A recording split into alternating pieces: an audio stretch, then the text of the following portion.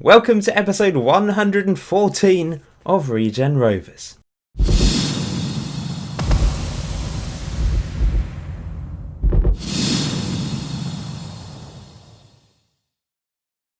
So in today's episode we're going to be playing twice, and the first match is against Bristol Rovers, and I must say we have taken them on a disproportionate number of times. I think they've turned into a little bit of a rival for us. Of course, last year we took them on in the playoff semi-final and we beat them to get through to the final. So they will want revenge. Now the reason why I'm showing this game primarily is because both of us are just on the edge of the playoffs. It's a pretty crucial game in that regard. We're both on 24 points. We're ahead of them by 3 goals, although they have actually scored 3 more goals than us. So we're going to have to watch out defensively. They're actually the top goal scorers in the league this season. Since you left me then, we have played 3 matches and we've not lost, which is good. We thrashed Lymington in the Hampshire Senior Cup. I won't show all the goals, but I will show the penalty from a massive legend, David Okoro, our highest appearance maker. He's now vice captain. He's not club captain anymore, but it's so great to see him score from the penalty spot. Oh, and George has come to say hello. Hey George, you coming over? You want to say hello to your fans? There we go. You can sit on my lap for a bit, can't you? Andy Oliver got his first goal for the club. Let's have a look at that one as well, shall we? As George goes exploring on my desk. Just a typical striker's finish, I suppose. Finally getting his first goal for the club. And Mark Doran as well. Let's have a look at that. Vitor and Dix also managed to score. Vitor's pretty deadly, I must say, from set pieces. But let's just enjoy this. It was actually probably the best goal of the game. Brilliant volley from Doran from an Angul, as someone has said it's pronounced. He managed to play today because, of course, he can't play in league matches, but he can play in the League Cup and Hampshire Senior Cup, so he's probably just going to feature in this competition this year. 0-0 draw against Blackburn, pretty boring. Gamble, our right back, picked up man of the match, and then a 2-1 win against QPR. Let's have a look at the 2 goals. We actually scored a very late winner, but what a strike from Kevin Ramirez. I think that's his first goal for the club. Yeah, what a goal. Beautiful. It reminds me of just the Tasakovic goal, but from the other side. I think Tasakovic's one was better, but that was a fantastic strike. And this was also a brilliant goal from Stuart Cochrane right at the death to win us 3 very valuable points. So we head into this Bristol Rovers game just ahead of them on the edge of the playoffs. We've only lost once against Bristol Rovers, but we've got to watch out. They are dangerous. George is gone now. You only saw him briefly, I'm afraid. So we welcome Bristol Rovers down to Plumbing Park today. They're not too bad a journey for them. Along the M4, down the A34, reasonably easy. Team I'm going with then, Bayliss in goal, Gamble, Vitor, Matteo and Kay the back 4. I'm going with Kay rather than Henry. I'm giving our German a chance at left back. In the middle, we've got Cochrane, Bilbo, Ramirez and Tasakovic. Bilbo's in there because Flanagan is out for this match. And Mark Ball and Luna up front. Luna's our top goal scorer. Mark Ball most assists. Mark Ball hasn't scored for a while. And then the Bristol Rovers team. And they've got still Connor Coventry. The only... they've got 3 real-life players in the team. Josh Earl left back. Up front, the danger man is Glenn Evans. Only 2 goals this season, but they are the top goal scorers in the Championship, so perhaps they're sharing the goals around. Let's just see. Not a massive amount of goals, and they might they've got Wally on the bench. He's got 9 goals. He's their top goal scorer. What is he doing on the bench? Very strange. And maybe he's a super sub. I feel like they brought him off the bench against us previously last year. In fact, is he still? He's on loan from Liverpool, I think. Did they have him before? Have they signed him permanently? Yeah, he's still on loan from Liverpool. In fact, no, I'm misremembering. He was on loan at Birmingham. But we've witnessed Greg Wally a couple of times in this series. There's going to be an Ask the Manager, by the way, probably between the 2 matches today. I'm going to answer a few of your questions. Thank you to everyone that has sent one in. I hope you're still enjoying the Regen Rovers experience, but it's probably going to get to that point where you're sort of thinking, oh, we need to go up, but we don't want to see another Championship season. But it's just the way it is, isn't it? It's become a little bit more realistic, I suppose, in that we've got stuck in this division after a very successful since non-league. Going up to the Championship was pretty easy, wasn't it? As Luna intercepts series through. Luna still going. Maybe should have passed it to Mark Ball there. That was a half chance. Championship, obviously, we have found fairly easily, but we've just not managed to go up. Last year we were so close, weren't we? It just wasn't meant to be in the end. Anyway, have I got it on the home tactic here? Oh, I've got it on the away tactic. Do I switch to the home tactic? We're playing quite well at the moment. I might keep it on the away tactic with the more standard defensive line. That's through to Luna. Luna, can he do it this time? He can't. He's had a clear-cut chance and a half chance. Our top goal scorer is not finding his shooting boots in front of goal today. It's a shame. And now Bristol Rovers with a highlight. 21 minutes on the clock. They've not done anything yet, but here they come with Kirkland charging at our back line. He's still going. And is this a chance? Great defending by Gamble, but it's just headed over. Gamble again. Plenty of highlights in this game. It's good to see, but that's a poor long throw because he just gifted possession away. Here's Vitor though. Into K, our German left back on loan from Brighton. Matteo, our French centre back, our most expensive signing. Here's Luna around the back. Luna crosses it in. It's tipped around. It's a corner in the end, I think. That was unfortunate. It wasn't quite a good enough cross from Luna. And now Cochrane, this probably will fizzle out, I imagine. Yeah. Still doing the short corners on the left-hand side. But maybe I need to switch to more conventional corners because they've been pretty successful. Vitor has scored 3 goals this season, I think. Not sure if they've all been from corners. Oh, free kick to Bristol Rovers. 1-0. I really do hate conceding free kick goals from nothing. It's just irritating. Well, I'm going to go to the attacking tactic. We're going to push the defensive line up and the attackers up. Show you something else in the second half. Let's go for that. Yeah, we're going to go for that. And we're going to go attacking. And Ramirez is tired, isn't he? We're going to leave the personnel the same. There's going to be an early chance. Cochrane running at the back line. He's found Mark Ball. Can he find Tasakovic? Not quite. And this will... Is it going to fizzle away? Maybe it is a proper highlight here at the start of the second half. Ramirez. Back to Matteo. Into Ramirez again. He's been tackled. Now I'm hoping it's not going to be a proper highlight because it's likely to be for them at this rate. Although we're putting pressure on here. Putting pressure on their back line. Trying to make sure they can't pass it out. But they're finding a way through. This is not good. I sense a goal here. Oh, Ramirez has intercepted though. And he's fed it through to Luna. Luna with another opportunity. And this time he does score right at the start of the second half. It's a minute-long highlight from kickoff. I wasn't sure which way it was going to go. But Luna has scored. And the change in tactic has kind of worked immediately. I think probably with a higher pressing line has helped. I mean, that was just a weird mistake from their midfielder, I think, giving it to Ramirez. But it's a fantastic finish. Luna finally finds the back of the net. For his 9th goal of the season, he's really moving ahead of Mark Ball here. He's on 6, I think. Just thinking about changes I can make. It's half an hour to go. Mark Ball's done exceptionally well there, and now Luna's done really well. Now look at his pace. He's charging at the back line on number 10. He's got Mark Ball in the middle. Oh, what a run!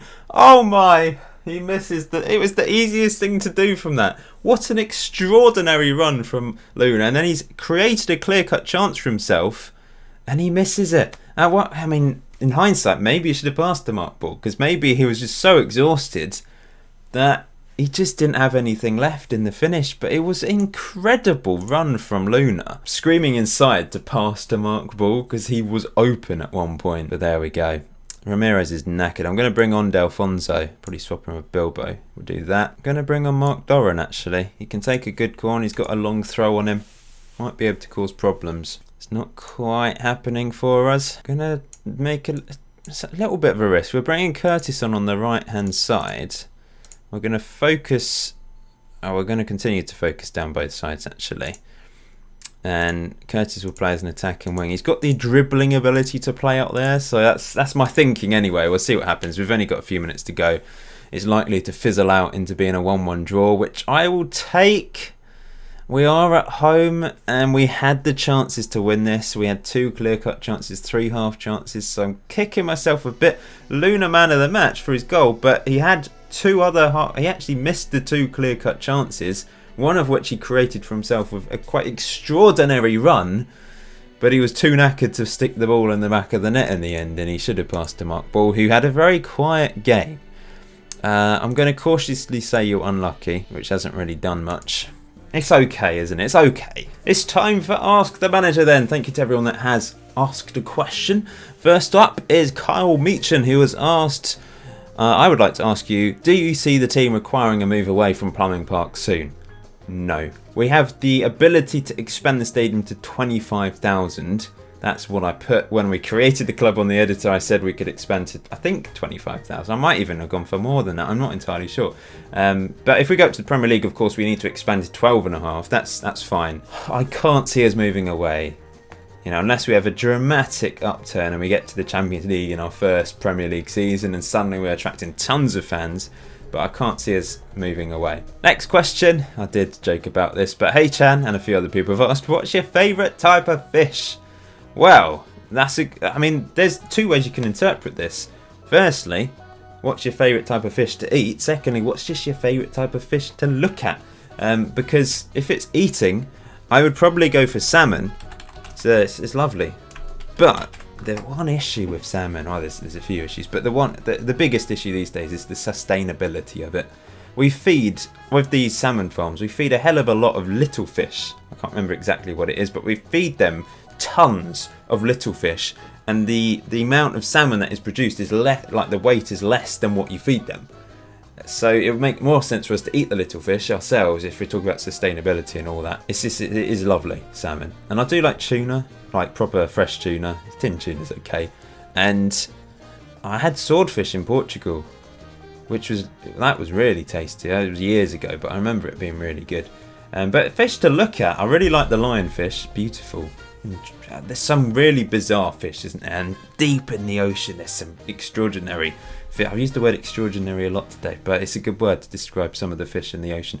And sharks are fish, aren't they? So the Baskin shark, is that a fish? It's the second largest living shark after the whale shark. I like a big shark. The Baskin shark doesn't eat people, it just eats loads of plankton, doesn't it? It's almost like a whale, really, but it's a shark.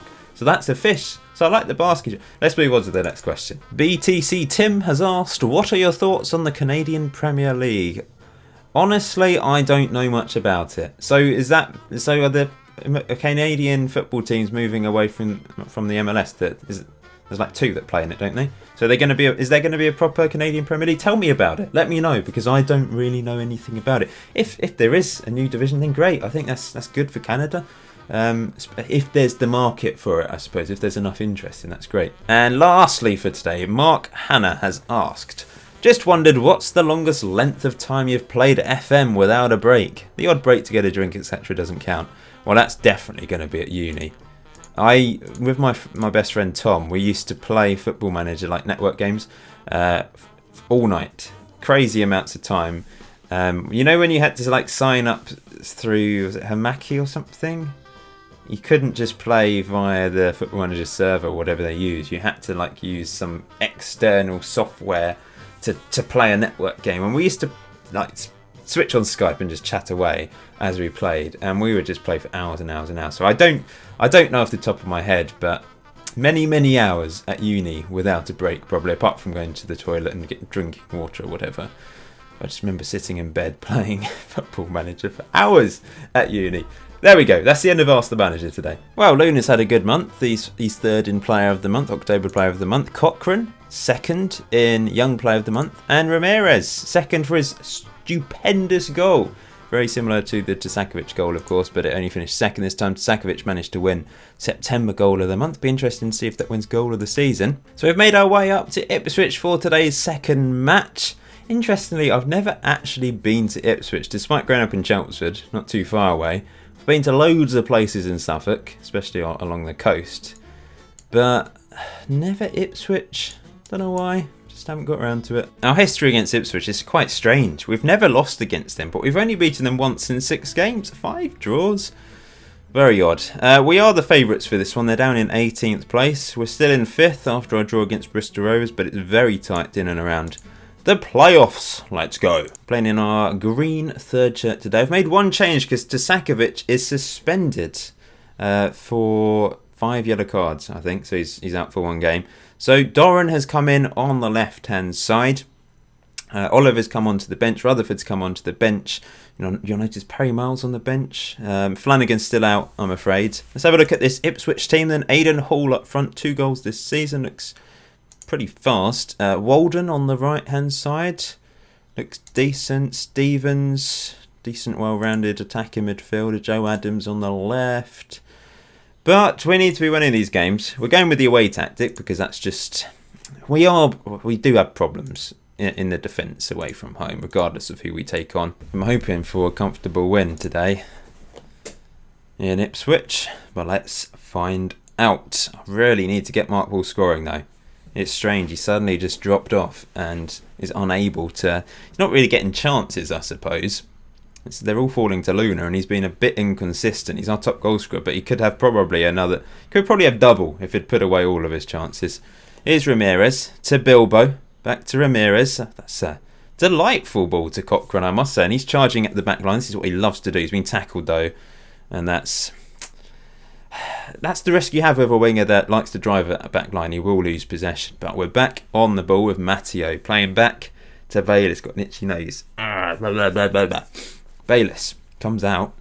Smashes it long, looking for Doran, who heads on for Luna, who does really well. And Luna, see, that's the thing, but Mark Ball puts it in, finally. 7th goal of the season. He's been needing that goal for a few games. Luna had the chance, couldn't take it, but fortunately the rebound fell for Mark Ball. And it's just a lump. It's a classic Regen Rovers goal. Doran does very well. I think he's actually quite tall looking at him. Luna beat a couple of defenders and smashed it straight at the keeper, and Mark Ball on the rebound. Here's Vitor picking up the pieces at the back, playing it into Gregor Bilbo, knocking it long for the pace of Mark Ball, who's round the back here, and he can't quite finish. It's a very good save by the keeper. It was a clear-cut chance from the angle, though. I mean, to be fair, I think his actual goal was easier, but it was a decent effort from Mark Ball. It was a good save. 17 minutes on the clock. Ipswich now in possession. Here comes Adams to Sharp to Whittle over the top. Gamble heads away and Matteo steps in and smashes it clear. Mark Ball can't win that, and they come back at us. Bit of possession here for Ipswich. Kay intercepts it easily and knocks it long for the pace of Mark Ball again, who's round the back. He's got Luna to one side. He goes alone when it really was a better option to pass to Luna there. And both of them being a bit selfish in today's episode. That's the second clear-cut chance Mark Ball's missed today. He scored his non-clear-cut chance, just like Luna in the last game. It's just a replica of that match against Bristol Rovers. But at the moment, we are still 1-0 up. A few minutes till half-time, and that is a red card tackle. You can tell. You can just tell. I mean, when it's a highlight like that as well. Walden has been sent off. This is our chance to take charge of this game and score a few more goals. I'll leave it on balance. There's no need to go crazy because, of course, when a team's on 10 men, they're played defensive. They try and hit you on the break. We're 1-0 up. We don't need to go looking and going crazy. But we will just keep it up and hopefully grab another goal or two in the second half. We've had the chances, haven't we, to probably be 3-0 up if Mark Ball had taken his 2 clear-cut chances, of course. The first one was tougher on the angle, and it was a good save by the keeper. The second one was a poor finish, and he should have passed to Luna. It's a pretty boring second half, though. Vitor has taken a knock, hasn't he? I think he'll probably recover. We've got Elliot Dix if need be. Going to bring Delfonso on for the tired Ramirez. I think I might have to take Vitor off, actually. He's dead. On comes Elliot Dix. And I will throw on Andy Oliver for Luna, who's been non-existent today. Well, this has been a very disappointing second half. But I will take a 1-0 win against the team we always draw against, even if they are down to 10 men. If we can wrap it up here, that would be nice. Here's Bilbo charging at the penalty. Oh, it's a good effort. Tipped over the bar. It curled a lot. It curled too much, really, because it curled very centrally in the end. We've won a corner.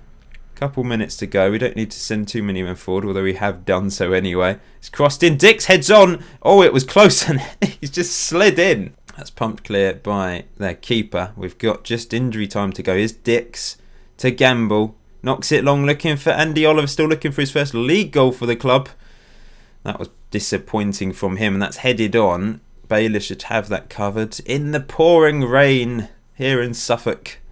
It doesn't rain so much in the east. The east is the driest part of the country because the rain tends to come from the west. Geography lesson for you there. Essex. I remember learning at school in geography there was a a farm in Essex that was almost categorised as a desert because it had so little rain in a particular year. It was crazy. Anyway, getting distracted. They better not score here. I sense a goal because of how long this highlight is, and it'd be devastating if they score because they're on 10 men. But they have. Oh my freaking lad! What is this? We've just switched off at the end. And we're going to have 2 1-1 draws today. And the second draw against 10-man Ipswich is really, really poor. We maybe should have gone attacking in the second half, looking for that second goal. In hindsight, yeah, maybe that was the best thing to do. But that really is shocking. It's very disappointing that we have thrown this game away. It's a long-range shot again, though, isn't it? A beautiful goal. But we should have won both today's games. And we're going to struggle to get into the playoffs this year if we continue to do this. 2 points instead of 6 in today's episode. We had the clear and half chances to win both games, and we've thrown it away. Maybe the players switched off. They were too fascinated by my geography lesson, weren't they? Mark Ball should have won it for us, let's be honest, in that first half. So it's almost inevitable that happened, because it was such a quiet second half. They're down to 10 men. It's just inevitable. It's written in the stars. But at least Mark Ball has ended his goal drought. But I'm sorry, not the greatest episode from our point of view. But we are somehow still 5th. Bristol Rovers have drawn both their games today as well. It looks like Swansea haven't taken advantage. We're still in the playoffs. But in regards to thinking about automatic promotion, Norwich are running away with it. And considering they have only just been promoted from League One, that is quite exceptional from them.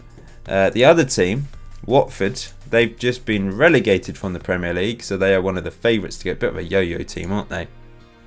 And Leeds were expected to be up there, but they're only 1 point ahead of us.